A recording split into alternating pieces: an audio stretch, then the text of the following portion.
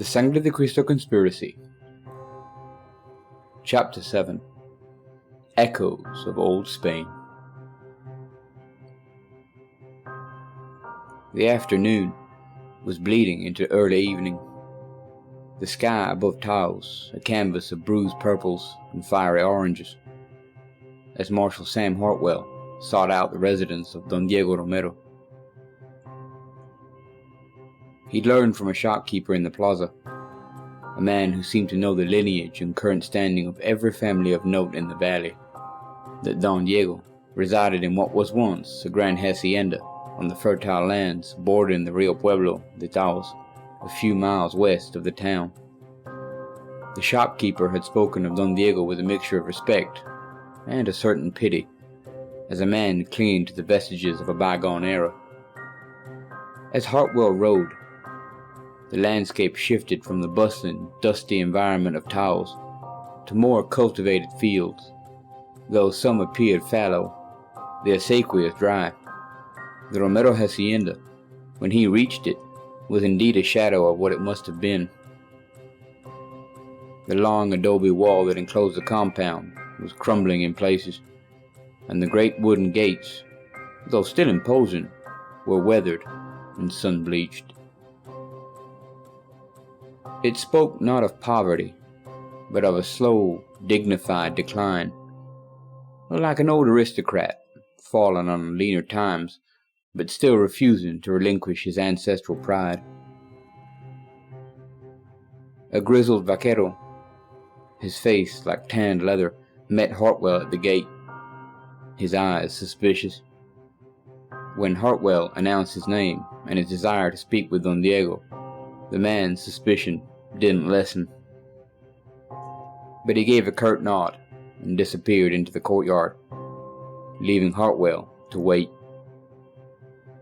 The air here felt different, quieter, imbued with the sense of history, and perhaps a touch of melancholy.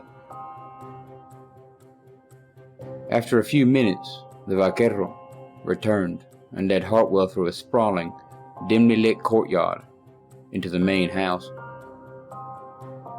The rooms they passed were large and high-ceilinged, furnished with heavy, dark Spanish colonial pieces that had seen better days. Faded tapestries hung on the walls, depicting scenes of chivalry and faith, and portraits of stern-faced ancestors in ruffs and doublets stared down with accusing eyes. The very air seemed thick with the weight of generations.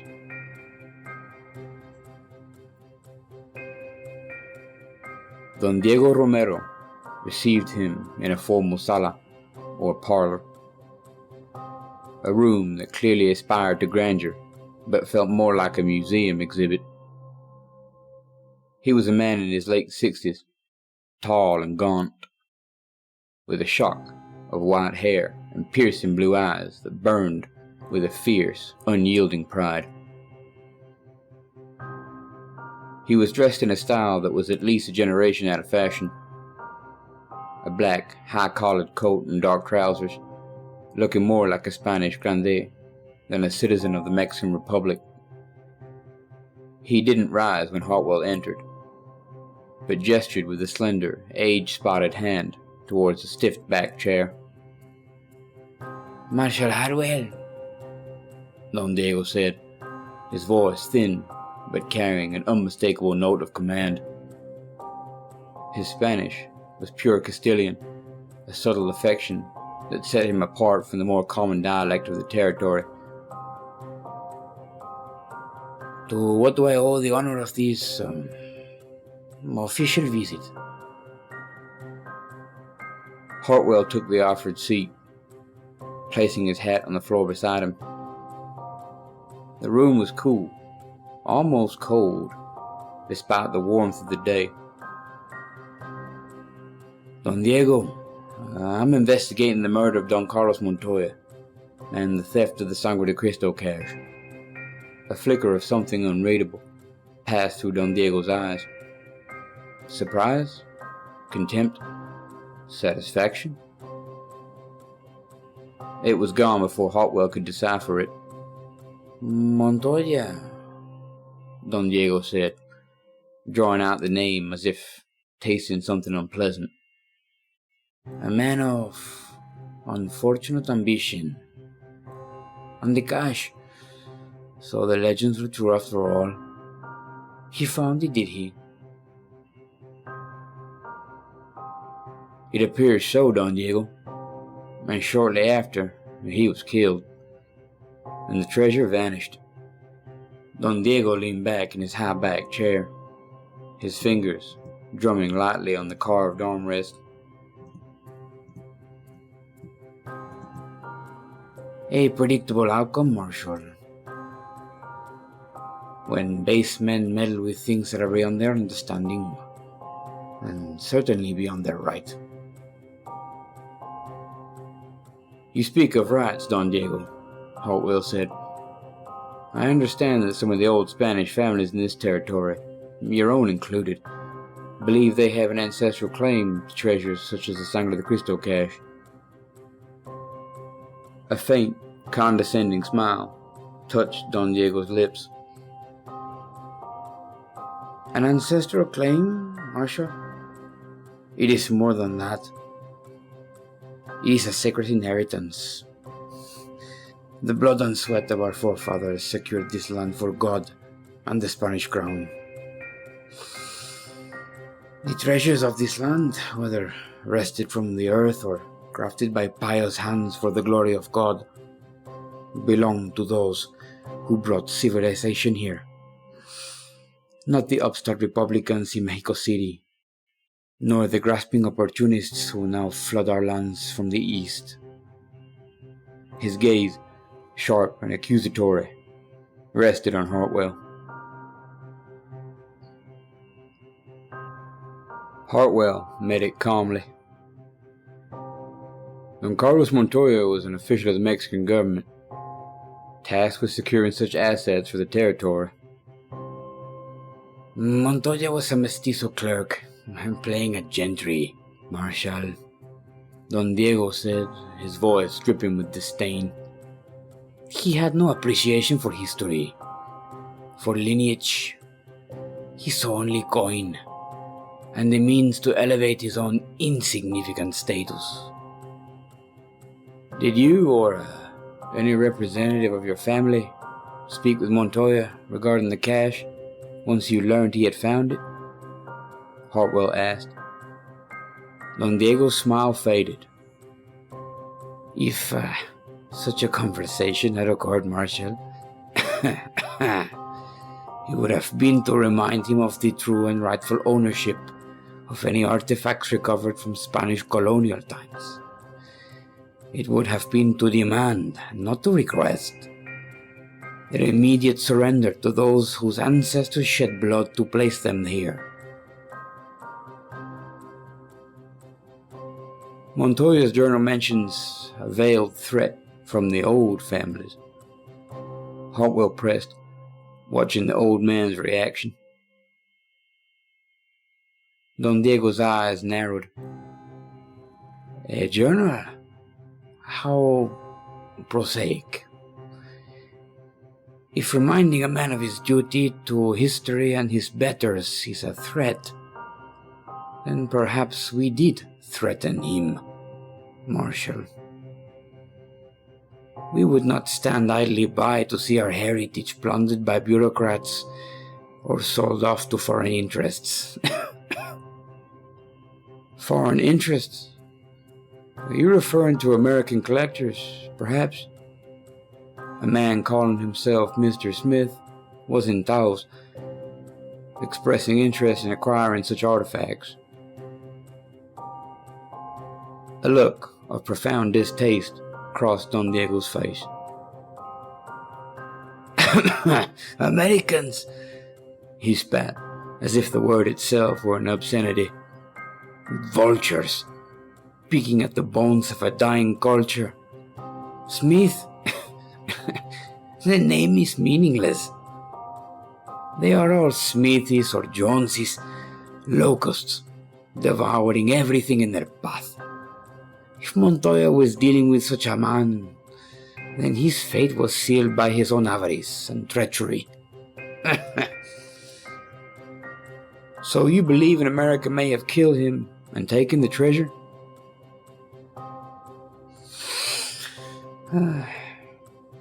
Don Diego gave a dismissive wave of his hand. It is the most likely scenario, is it not? They are driven by an insatiable greed. Or perhaps it was one of Montoya's own kind, a rival in his petty political games. It matters little to me who pulled the trigger, Marshal. What matters is the fate of the treasure. And what, in your view, should be that fate, Don Diego? The old man's eyes lit with a fervent gleam. It should be restored, Marshal. Restored to its rightful guardians. Families like mine, who understand its true worth, its connection to our glorious past. We would see it preserved, protected from the vulgar hands of commerce and the ignorant of the present administration. Preserved where, Don Diego? In your private collection? A flash of anger in the old man's eyes. It would be safer in my care, Marshal, than in some dusty government's vault in Santa Fe, or melted down to fund their endless skirmishes. We are the custodians of history, not its exploiters. Hartwell considered the man before him. Don Diego Romero was a living embodiment of a dying order, his pride as immense as his disdain for the changing world. He spoke with conviction. But was it the conviction of a righteous claimant, or the bluster of a man desperate to regain lost status? Perhaps even capable of ruthless action to achieve it? You mentioned Montoya's journal, Don Diego said, his voice regaining its composure. Did this clerk happen to describe the location where he found this cash? Hartwell met his gaze. If he did, Don Diego, that information is pertinent to an ongoing murder investigation, not for public dissemination. Of course, you will do your duty, Marshal, according to your lights. The implication was clear. Hartwell's lights were likely dim and misguided. Mr. Abernathy, a scholar lodging in Taos, mentioned another family name in connection with old legends of safeguarded treasures. De la Guerra. Are you familiar with them? Or their historical claims? Don Diego's expression became guarded. De la Guerra. An old name, yes. Once powerful. They are, as you say, legends. Stories of a knightly ancestor. A solemn vow. But the direct line, it has been obscured by time. Most of their lands were lost or sold off generations ago. If any de la Guerras remain who recall such tales, they are not of our circle, Marshal. He seemed to dismiss the name as insignificant. Yet Hartwell noted a certain tension in his voice when he spoke it. So, if the treasure were to be recovered, Don Diego, Hartwell said, rising, you would expect the Mexican government to hand it over to families such as yours? Don Diego also rose, though more slowly, his tall frame seeming to unfold. Expect, Marshal? We would demand it as our inalienable right. This land, its history, its treasures, they are Spanish, not Mexican, and most certainly not American. his eyes burning with cold fire, held Hartwell's. "Find the treasure, Marshal. Bring Montoya's killer to justice. If you must. But understand this. The Sangre de Cristo cache belongs to the past, and to those who honor it. Interfere with that destiny at your peril." It was not quite a threat, but it was a clear statement of intent, a line drawn in the sand of history. Hartwell nodded slowly. "Thank you for your candor, Don Diego." He retrieved his hat. As the old vaquero escorted him back through the echoing rooms and into the fading daylight of the courtyard, Hartwell felt the chill of the Romero house still clinging to him. Don Diego was a formidable figure, a man consumed by the glories of lost empire. He was certainly capable of making threats, and perhaps even of acting on them if his sacred heritage was at stake. But did he have the resources, the manpower, to orchestrate Montoya's murder and the theft of a major treasure? It seemed unlikely on his own. Yet, the passion in his voice, the absolute conviction of his claim, was undeniable. He, or others like him among the old families, represented another potent faction in this deadly game. They might not have dirtied their own hands, but they could easily have motivated others, or sought to exploit the chaos created by Montoya's death. The link Abernathy had suggested, between the nervous Mr. Smith and a rough-looking mountain man, still felt like the strongest lead regarding the actual commission of the crime. But Don Diego Romero's fierce possessiveness added another layer of complexity, another potential source of conflict that could easily turn violent. Hartwell mounted Diablo, the setting sun casting long, skeletal shadows from the ancient cottonwoods lining the drive.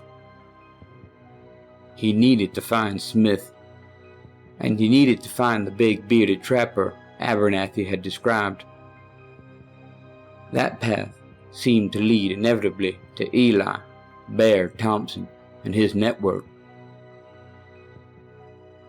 It was time to venture into the world of the mountain men, a world as wild and unpredictable as the Sangre de Cristo peaks themselves. But he would do so with Don Diego Romero's chilling words echoing in his mind, a reminder that the ghosts of the past were as dangerous as any living adversary in this volatile land.